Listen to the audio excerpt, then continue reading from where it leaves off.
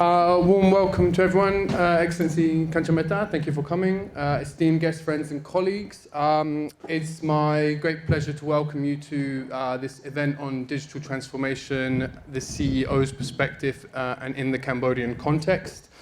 For those of you that don't know me, my name is Joseph Telfer. I'm Managing Partner for Business Development at Mekong Big Data, co-founder of DataU Academy and director of DOM, which is Data Optimized Marketing Agency. Let me begin by extending our gratitude to the National Institute of Post and Telecommunications and to Khmer Enterprise for supporting the work that we're doing on this survey. A big thanks also to Khmer Enterprise, who this year have, through the Ministry of Economics and Finance and the Royal Cambodian Government, have lent us their support through general support and the use of Khmer Enterprise Space, which has had a huge impact on our ability to grow this year. So we extend a really profound thanks to Khmer Enterprise for their support in the work that we're doing. A brief explanation into why we're conducting this study. As consultants and service providers in the digital space, we work with a wide variety of customers, and we come across a lot of evidence about the challenges of digital transformation and, of course, the opportunities. That's our lived experience, and we have a lot of anecdotal evidence for how the problems manifest, but we really wanted to formalize that study and understand a lot more about where the challenges are, where the opportunities are, and how they differ across different sectors, different size organizations, and different maturity levels within the digital transformation journey. The results that we find from the study and from the work that we'll do today, the discussions that we'll have today, will not only help us adapt and change our products and services to be more relevant and more useful to our clients in 2021, but we hope to also work more closely with the government with the insights that we're finding, so that we can work together to forge better policies and collaborate better as an ecosystem to really drive economic change and accelerate the transition to a middle-income country. We believe that Cambodia's transition to a middle-income company can be coupled with technical excellence in the young people, and of course our specialism and our particular interest area is data science and data engineering excellence, and so we're committed to playing a role in Cambodia's transformation through digital upskilling. So a note on method and sample for the study we're about to look into.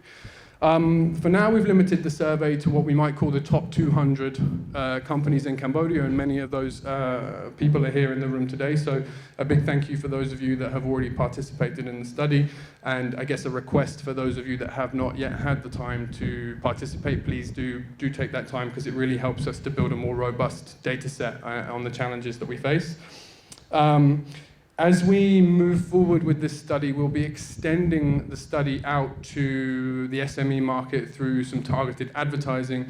So the results that we'll see today will be focused on what we might call top 200 companies, and as we move forward, we'll be extending into the SMEs, because SMEs make up a huge proportion of our economy in Cambodia, and we need to understand how their challenges and priorities differ from, say, top-tier companies, as they're going to be unique and special in their own way. As we move forward, we will take these initial findings, enrich them with more participants, and publish the report, we hope, sometime around mid-October, maybe early November. And for every participant, you will also get your customized report, which will show yourself your answers benchmarked against the industry average. So another incentive to participate. Okay, so with that, let's jump into these initial findings and use some of these initial findings as a catalyst for conversations that we'll have during the panel discussion, which I'm sure will be very interesting and enlightening. So the first thing to note is changes in the air. Over 70% of our respondents said that they are going to experience many or significant change in the next 3 years. Not a single respondent said that it was going to be business as usual. So it really feels like change has become a lot more normal, and CEOs that are responding are anticipating large change. Interestingly, however, the groupings of high change and low change did not affect optimism. We saw the same optimism, and there's general very good optimism across these two different groups. So whether you're anticipating change or not is not seemingly affecting optimism over the next 3 years in terms of revenue growth. We didn't want to dwell too much on COVID, though we did know we needed to address COVID in some way. And what we found was that around 46% of CEOs responded that they had been affected in a small way by COVID. Now, the reason this is interesting to us is because in many nations around the world that have been deeply affected by COVID, there's been a radical shift towards digitalization, which seemingly was impossible before the virus, and then these barriers to execution came crashing down as soon as the necessity was there. But our own unique and perhaps not fully told story of COVID in Cambodia has created a unique situation for us. That said, I think we've got around 38% in aggregate of those organizations in Cambodia that were heavily affected or significantly affected by COVID in terms of their plans. And so we thought it would be an interesting study to understand the differences between those that were heavily affected and those that were only slightly affected.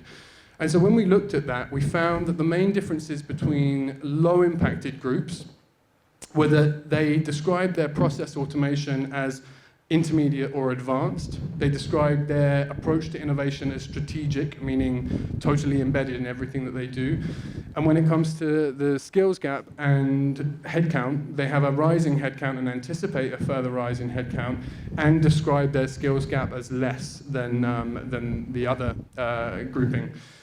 Those that were more impacted by COVID indexed more highly on being at a basic level or a not started level in terms of process automation, described their innovation as foundational or incubational, and described themselves as having bigger skills gaps and clearly anticipating a drop in headcount in the year to come, in the 12 months to come.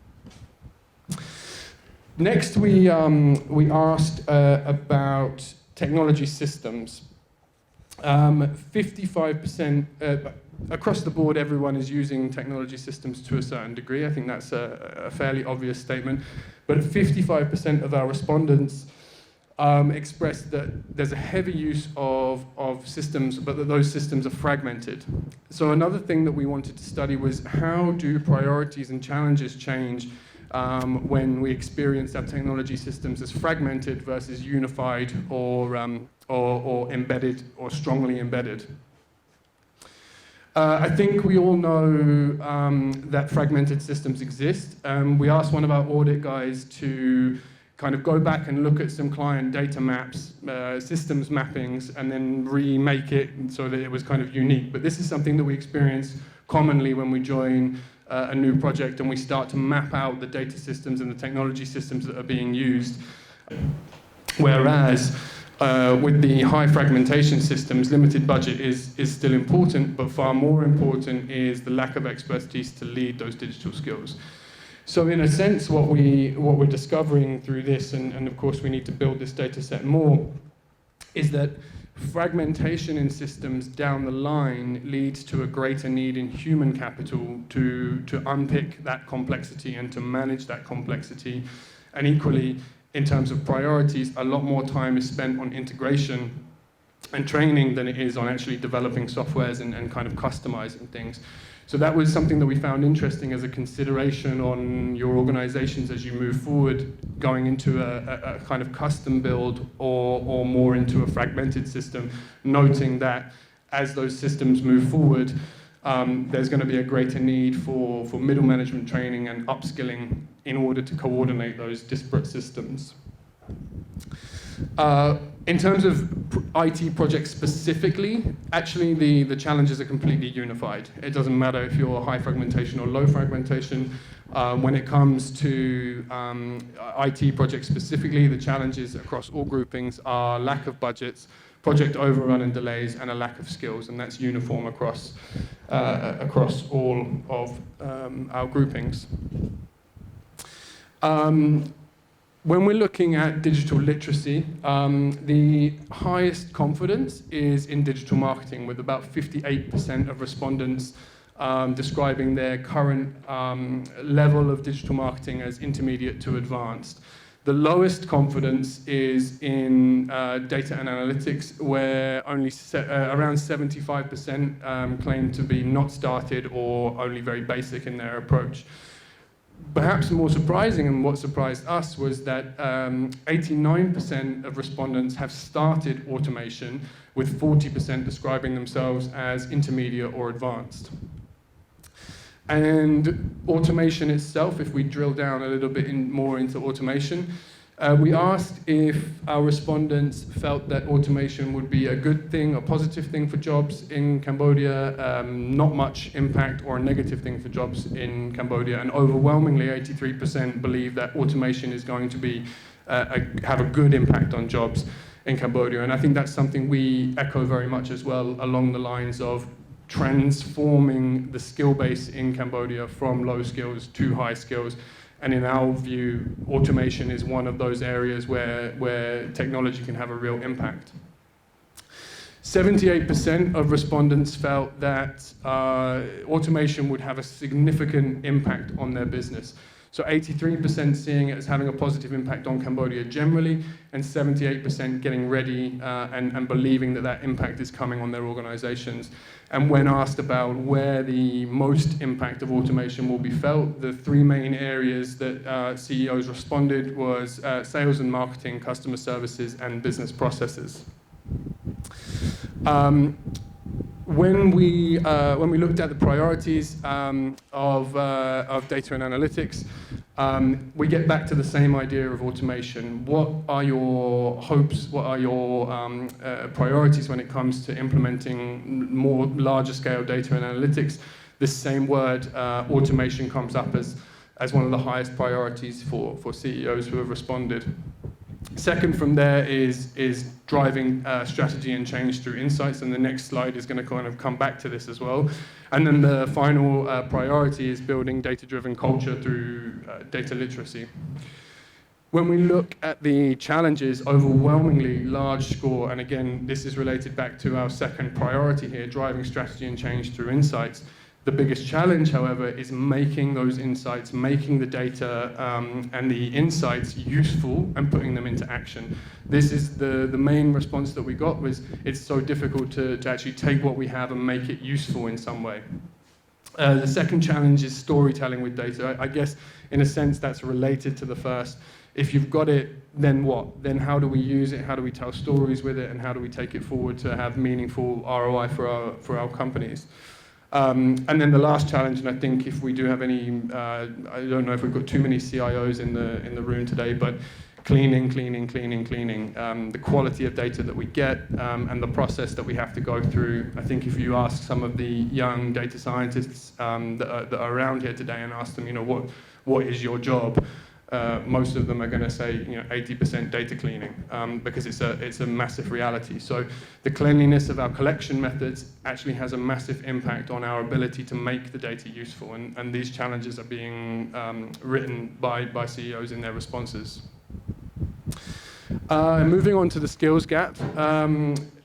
67% of respondents describe themselves as having a skills gap, a significant skills gap, or that they cannot achieve their goals with current skills. 0% of respondents said that they had all the skills necessary to reach their goals. And the problem areas, the principal problem areas that people described in terms of skills gaps were in project management and data analytics. And when asked about what would be the priority solutions, or what were their chosen solutions for these problems, the number 1 and 2 were internal training and external consultants and providers to solve some of those problems that they're experiencing in the skills gap. Surprisingly, to us, recruitment actually was not a priority in solving the skills gap, and certainly not when compared to internal training and external consultants and providers. A higher priority was strategic acquisition. Now, this is quite an interesting finding, because actually one of the surprising things that we found from the survey was that there was very, very little appetite for M&A generally across the market. We were quite surprised by that. And yet, it's a priority in solving the skills gap. So it seems that, and we in fact, I would love to talk to people either in the panel or in the networking afterwards about what you think about this, because it seems that first of all, traditional recruitment is not, people may have been burnt by traditional recruitment in the last few years, which is leading them away from skilled recruitment as a method to solve the skills gap. But the question I have is, why do we believe that we can buy in the skills, but we don't see M&A, strategic M&A, as part of our growth strategy generally? I think that's been an interesting finding that we've seen there. And then again, another approach to solving the skills gap is automation, which I guess is ignoring the skills gap entirely and just building machines to solve those issues.